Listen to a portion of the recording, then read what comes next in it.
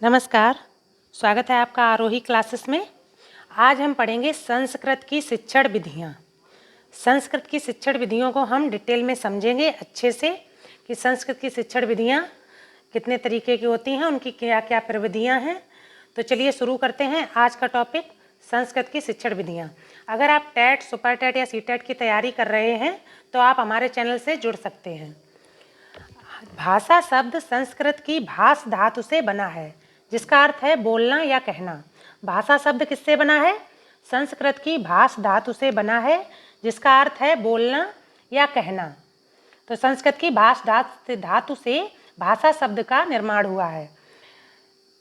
Sweet महोदय के अनुसार भाषा की एक परिभाषा दी है कि ध्वन्यात्मक शब्दों द्वारा विचारों को प्रकट करना ही भाषा है।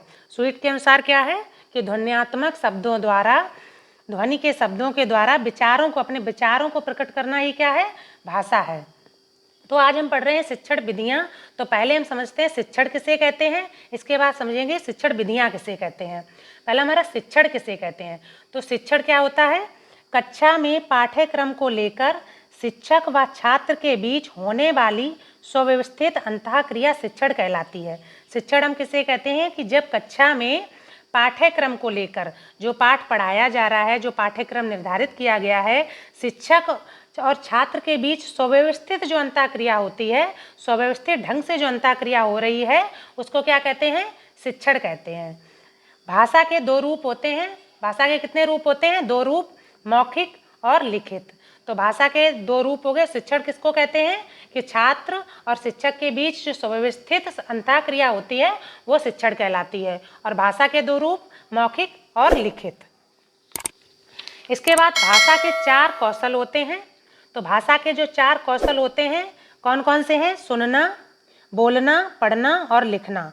इसको हम शॉर्ट में जैसे याद करने के लिए याद कर सकते हैं, सुबोपली। सुनना, बोलना, पढ़ना, लिखना। सबसे पहले कौशल कौन सा होना चाहिए? सुनना, उसके बाद बोलना, उसके बाद पढ़ना, उसके बाद लिखना। ठीक है। इसके बाद शिक्षण विधि। शिक्षण विधि किसको कहते हैं? तो शिक्षण विधि शिक्षण कार्य को सुव्यवस्थित तरीके से प्रस्तुत करना ही शिक्षण विधि कहलाता है। जब कोई शिक्षण कार्य किया जा रहा है, उसको हम सुव्यवस्थित ढंग से प्रस्तुत कर रहे हैं, अच्छे से बच्चों के सामने प्रस्तुत कर रहे हैं, तो वह क्या है? शिक्षण विधि है। अब शिक्षण विधि को अच्छे ढंग से चलाने के लिए शिक्षण को अच्छे ढंग से चलाने के लिए किसका प्रयोग किया जाता है? शिक्षण विधि का। और शिक्षण विधि शिक्षण को अच्छे ढंग से चलाने के लिए अत्यंत आवश्यक है। तो शिक्षण विधि शिक्षा का एक रूप है जो सुव्यवस्थित ढंग से शिक्षण को सुव्यवस्थित ढंग से चलाने के लिए अत्यंत आवश्यक है। तो शिक्षण विधियाँ, संस्कृत की जो शिक्षण विधियाँ हैं, संस्कृत की जो शिक्षण विधियाँ हैं कितनी हैं? तीन तरीके की शिक्षण विधियाँ, जिसमें पहली आ जाती है परंपरागत विधि, दूसरी नवीन और आधुनिक विधि, तीसरी हमारी है नवीनतम उपागम।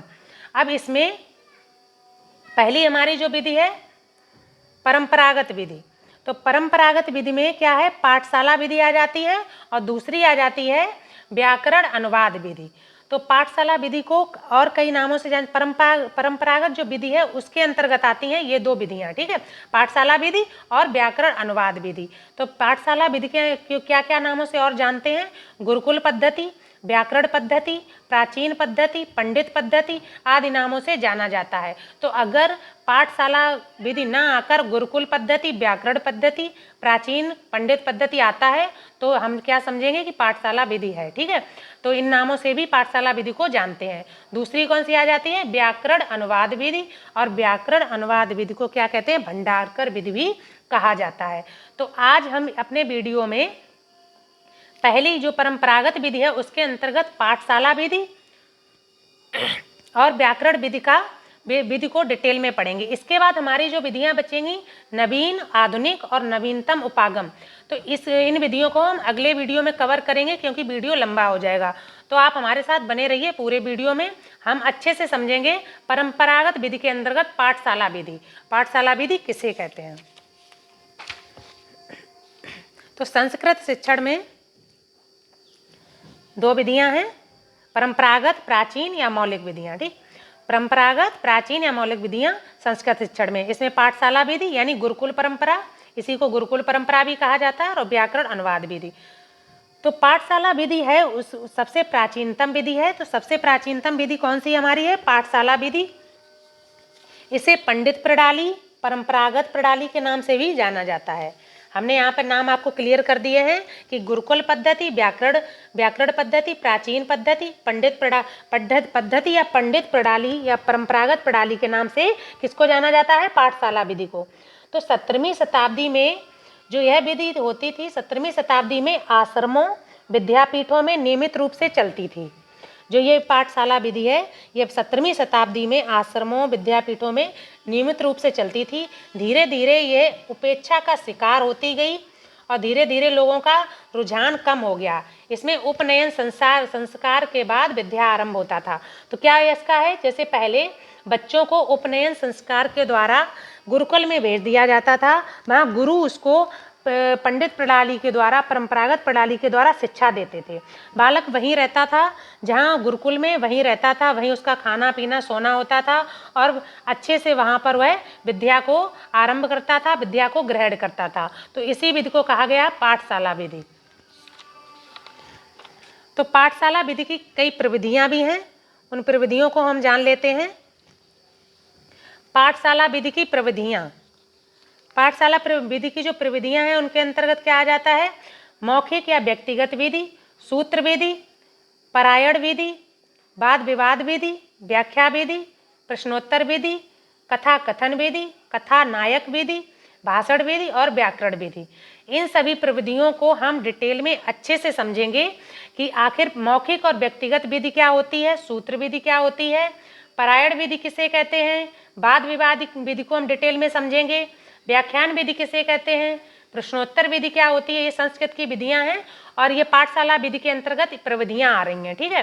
कथा कथन विधि किसे कहते हैं, कक्षा नायक विधि, भाषण विधि और व्याकरण विधि को हम डिटेल में समझेंगे। तो सबसे पहले हमारी आ जाती है मौखिक एवं व्यक्तिगत विधि। मौखिक और व्यक्तिगत विधि कौन किसे कहते हैं कि वैदिक शिक्षा मौखिक होती थी। वैदिक काल में जो शिक्षा दी जाती थी वो कैसी होती थी? मौखिक होती थी। वैदिक काल में शिक्षा मौखिक रूप से दी जाती थी। उच्चारण दोषों को शिक्षक व्यक्तिगत रूप से दूर करता है। ये जो मौखिक एवं व्यक्तिगत विधि है इसमें क्या होता है कि उच्चारण दोषों को शिक्षक होता है व्यक्तिगत रूप से दूर करता है। जब शिक्षक देखता है कि छात्र को उच्चारण करने में दिक्कत हो रही है, परेशानी हो रही है, तो शिक्षक व्यक्तिगत रूप से उसको दूर करता है। इसीलिए इसको व्यक्तिगत विधि भी कहा जाता है, मौखिक विधि भी कहा जाता है, क्योंकि वैदिक काल में जो शिक्षा दी जाती थी वो मौखिक के अनुसार ही दी जाती थी। इसमें कंठस्थीकरण पर अधिक बल दिया जाता था। अब ये नहीं होता है, लेकिन कंठस्थीकरण यानी याद करना, रटना। लाभ, इसका लाभ क्या होता था बच्चों को कि छात्रों का उच्चारण शुद्ध होता था व मौखिक अभिव्यक्ति सशक्त होती थी। तो ये शिक्षा जो है वैदिक काल में मौखिक रूप से दी जाती थी। तो मौखिक रूप से जब बच्चों को शिक्षा दी जा रही है तो उनकी मौखिक अभिव्यक्ति है ना वो सशक्त हो जाती थी और छात्रों का उच्चारण शुद्ध हो जाता था। तो इस विधि से ये लाभ होता था। इसके बाद दूसरी हमारी जो प्रविधि है वो है सूत्र विधि। सूत्र विधि में क्या है कि जटिल विषयों को समझने में सुविधा होती है। सूत्र विधि में क्या, जटिल जो विषय होते हैं उनको समझने में सुविधा होती है। इसका उद्देश्य है गागर में सागर भरना। इसका उद्देश्य जो है सूत्र विधि का क्या है, गागर में सागर भरना। तो इसमें नियमों को सूत्र रूप में याद करवा दिया जाता है बच्चों को।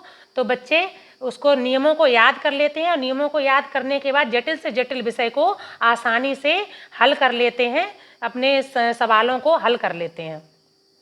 सूत्र विधि का जो लाभ है वो है जटिल विषयों को समझने याद रखने में सुविधा होती है सूत्र विधि के द्वारा। जब हम किसी सूत्र को बच्चे को समझा देते हैं, बच्चे याद कर लेते हैं, उसी के अनुसार वो अन्य सवालों को हल करते हैं। तो सूत्र विधि का लाभ हो गया जटिल विषयों को समझने याद रखने में सुविधा होती है। इसके बाद हमारी आ जाती है परायण विधि। तो परायण विधि में क्या होता है, वैदिक मंत्रों के सस्वर पाठ को परायण कहते हैं। परायण किसे कहते हैं, वैदिक मंत्रों के सस्वर पाठ को परायण कहा जाता है। वैदिक काल में जो शिक्षा दी जाती थी उसमें वैदिक मंत्रों का उच्चारण करना सिखाया जाता था, सस्वर वाचन कराया जाता, सस्वर पाठ कराया जाता था, उनको याद कराया जाता था वैदिक मंत्रों को। तो इसी को क्या कहा गया, परायण विधि। इससे लाभ क्या होता था इसमें प्राप्त ज्ञान को स्मृति में संचित करने पर बल दिया जाता था। इसमें जो उनको ज्ञान दिया जाता था उसको स्मृति में, जो हमारी स्मृति है उसमें अच्छे से बिठा दिया जाए, कि वैदिक मंत्रों का उच्चारण करा के बच्चों को अच्छे से स्मृति में बिठा दिया जाए इस चीज़ को, कि वैदिक मंत्र क्या हैं, उनके पाठ कैसे किया जाता है। तो वैदिक मंत्रों के सस्वर पाठ को पारायण कहते हैं। इसके बाद आ जाती है हमारी अगली जो प्रविधि है, वाद विवाद प्रविधि। वाद विवाद प्रविधि में क्या होता है, किसी विषय पर चर्चा की एक औपचारिक विधि है। ये जो वाद विवाद विधि है, किसी विषय पर चर्चा की औपचारिक विधि है। इसमें क्या होता है, कम से कम 2 लोग होने चाहिए, 2 व्यक्ति होने चाहिए जो आपस में किसी विषय पर चर्चा करें। जैसे उनको कोई विषय, उनको कोई किसी विषय पर उनको चर्चा करनी है तो उस विषय पर वो अपने अपने विचार प्रस्तुत करें, आलोचनात्मक ढंग से अपने अपने विचार रखें।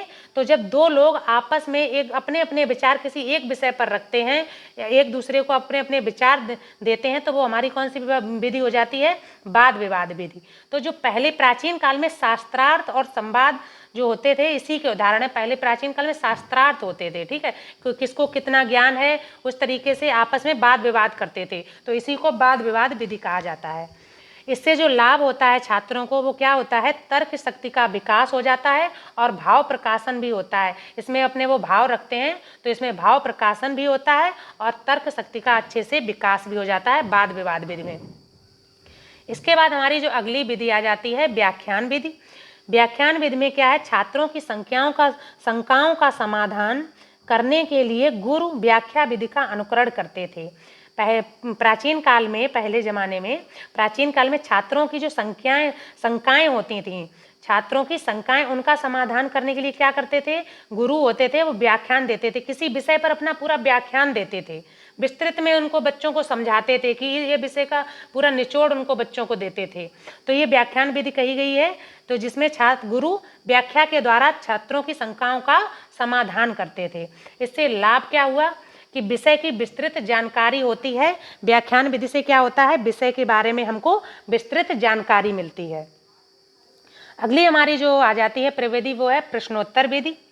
प्रश्नोत्तर विधि के अंतर्गत क्या होता है, प्रश्नों के माध्यम से व्याख्यान होता है, मतलब प्रश्नों के माध्यम से छात्रों को सक्रिय किया जाता है, छात्रों से प्रश्न पूछे जाते हैं, उन्हें अच्छे अच्छे क्वेश्चन बताए जाते हैं, प्रश्न बताए जाते हैं, जिसके द्वारा छात्र सक्रिय होते हैं, क्लास से जुड़ते हैं, ठीक है। लाभ इसका क्या है, जिज्ञासु छात्र सक्रिय होते हैं। जो प्रश्नोत्तर विधि है उसके द्वारा क्या होता है, जो जिज्ञासु छात्र होते हैं वो सक्रिय हो जाते हैं, कि हमें प्रश्न पूछ रहे हैं गुरु, हमको आंसर देना है, हमको सोचना है, तो उनकी तर्क शक्ति का अच्छा विकास भी होता है इस विधि के अंतर्गत।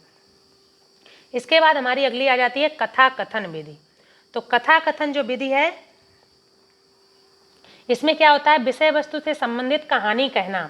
गुरु क्या करते हैं, जैसे किसी विषय को उनको पढ़ाना है तो उस विषय के बारे में वह किसी कहानी के माध्यम से उस विषय को अच्छे से समझाते हैं, किसी कहानी के माध्यम से उस विषय का ज्ञान छात्रों को देते हैं। तो कहानी बच्चों को, छात्रों को अच्छी लगती है तो उनको सुनने में रुचि पैदा होती है।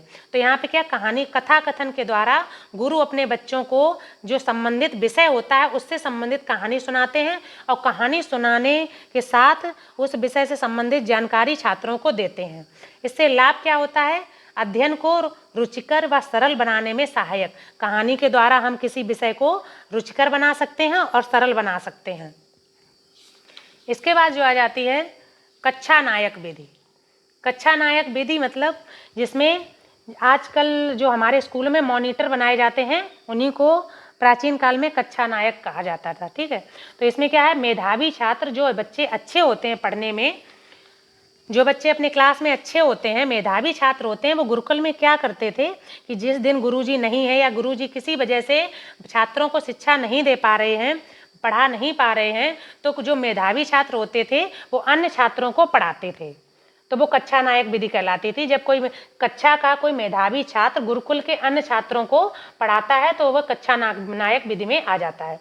इससे जो लाभ होता था छात्रों को, उसमें क्या होता था, छात्रों में आत्मविश्वास आता था। इसमें क्या, जब वो शिक्षा दे रहा है गुरु की जगह पर, तो उसमें क्या, आत्मविश्वास आता है छात्र में। अगली जो हमारी प्रविधि है भाषण विधि। भाषण विधि के अंतर्गत लंबे लंबे भाषण देकर समझाना। इसमें गुरु क्या है, बच्चों को लंबे लंबे भाषण के द्वारा समझाता था। अगर आपको भाषण विधि को समझना है तो आप किसी रैली में चले जाइए, नेता का भाषण सुन लीजिए, समझ में आ जाएगा भाषण विधि कैसी होती है। ठीक है, तो इसमें क्या होता है, भाषण विधि लंबे लंबे भाषण देकर समझाया किसी विषय को समझाना लंबे लंबे भाषण के द्वारा। लाभ इसमें क्या होता था, विषय की विस्तृत जानकारी हो जाती थी। जो लंबे लंबे भाषण देंगे तो विषय के बारे में संपूर्ण विस्तृत जानकारी छात्रों तक पहुंच जाती है। ठीक है, इसके बाद अगली हमारी जो आ जाती है प्रविधि, वो है व्याकरण विधि। व्याकरण भाषा का प्राण तत्व है। भाषा को पढ़ने के लिए व्याकरण का ज्ञान दिया जाना आवश्यक है। ये सबसे इम्पोर्टेंट विधि आ जाती है कि व्याकरण भाषा का प्राण तत्व। व्याकरण के बिना हम भाषा को नहीं समझ सकते। भाषा को समझने के लिए हमें व्याकरण का ज्ञान होना जरूरी है। तो जो भाषा पढ़ने के लिए व्याकरण का ज्ञान आवश्यक है, तो व्याकरण विधि के द्वारा भाषा का ज्ञान देने के लिए हमें पहले व्याकरण का ज्ञान, तो इसमें क्या किया जाता था, व्याकरण के द्वारा भाषा को सिखाया जाता था। इससे क्या होता था छात्रों को लाभ, भाषा का शुद्ध परिष्कृत और परमार्जन ज्ञान हो जाता था। बच्चों को भाषा अच्छे से समझ में आ जाती थी शुद्ध रूप में। तो व्याकरण के द्वारा क्या, भाषा का ज्ञान शुद्ध रूप में कराया जाता था छात्रों को, तो वो आ जाती है व्याकरण विधि के अंतर्गत। अगली जो हमारी है वो है व्याकरण अनुवाद विधि। परंपरागत विधि के अंतर्गत पहली पाठशाला विधि और पाठशाला विधि के हमने सारे जो प्रविधियां थी डिटेल में आपको पढ़ाई। इसके बाद हमारी जो दूसरी आ जाती है परंपरागत विधि में दूसरे नंबर पर आ जाती है व्याकरण अनुवाद विधि। तो व्याकरण अनुवाद विधि को हम डिटेल में पढ़ेंगे, इसी को कहते हैं भंडारकर विधि। व्याकरण अनुवाद विधि को भंडारकर विधि भी कहा जाता है। यह विधि 1835 में लॉर्ड मैकाले द्वारा शिक्षा पद्धति का ही रूप है। 1835 में लॉर्ड मैकाले ने शिक्षा पद्धति को, जिस शिक्षा पद्धति को दिया था उसी के रूप में यह विधि आती है व्याकरण अनुवाद विधि। अब इसको भंडारकर विधि क्यों कहा जाता है, डॉक्टर जो रामकृष्ण गोपाल भंडारकर थे उनके द्वारा इस विधि का प्रारंभ किया गया, इसलिए इस विधि को भंडारकर विधि भी कहा जाता है। तो यहाँ पे एक क्वेश्चन बन सकता है कि व्याकरण अनुवाद विधि को दूसरे किस नाम से जानते हैं, तो भंडारकर विधि के नाम से, और भंडारकर विधि का मतलब ही व्याकरण अनुवाद विधि है। ठीक है, इसके बाद डॉक्टर जो रामकृष्ण गोपाल कृष्ण भंडारकर हैं उनके द्वारा इसका प्रारंभ किया गया। इन्होंने 2 पुस्तकें लिखी, मार्गोपदेशिका और संस्कृत मंदिरांत, ये लिखी हैं पुस्तकें रामकृष्ण गोपाल भंडारकर ने। इसकी और कुछ विशेषताएं हम जान लेते हैं, व्याकरण अनुवाद विधि की विशेषताएं। इस विधि पर पाश्चात्य शिक्षा पद्धति का प्रभाव भी दिखाई देता है। ये जो विधि है भंडारकर विधि, इसमें जो पाश्चात्य पश्चिमी देशों में जो शिक्षा पद्धति है उसका प्रभाव दिखाई देता है। इस विधि के माध्यम से कंठस्थीकरण की अपेक्षा बोध शक्ति को जागृत करने पर बल दिया गया है। यह जो विधि है ये रटंत विद्या नहीं बल्कि बोध शक्ति के जागृत करने पर बल देती है, कंठस्थीकरण पर बल नहीं दिया। कंठस्थीकरण का मतलब होता है रटना। इसके बाद आ जाती है इस विधि के द्वारा सर्वप्रथम संस्कृत व्याकरण पाठ की उदाहरण सहित व्याख्या की जाती है। इस विधि में सबसे पहले क्या किया जाता है, संस्कृत को व्याकरण पाठ को उदाहरण सहित व्याख्या की जाती है। व्याकरण का अनुवाद करके संस्कृत विषय को अच्छे से समझाया जाता है व्याकरण अनुवाद विधि के द्वारा, और इसी को हम कहते हैं भंडारकर विधि। अब व्याकरण अनुवाद जो विधि है इसके 4 सोपान होते हैं।